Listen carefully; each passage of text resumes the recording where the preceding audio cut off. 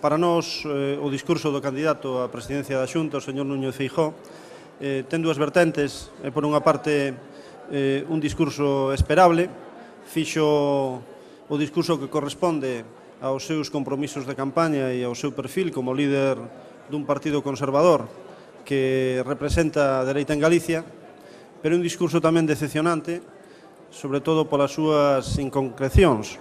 Foi só concreto en todo aquilo que se refire ás demandas que fai a outras administracións, pero non pasou do tópico, do lugar común ou da frase oca en todas aquelas cuestións que se refiren ás capacidades do autogoberno, ás capacidades da propia Xunta de Galicia.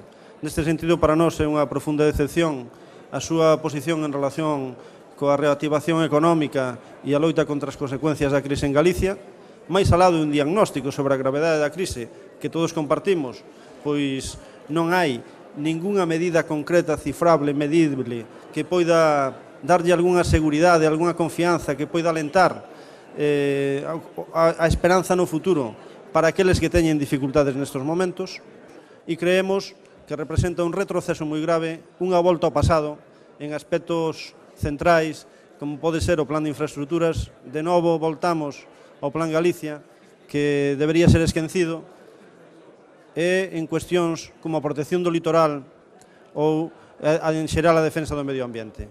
Por tanto, facemos unha avaliación claramente negativa dos seus compromisos. Creemos que non ten estado á altura do que este país necesita e manifestamos xa claramente que a nosa labor de oposición comeza a partir dos xoves mesmos. Moitas gracias.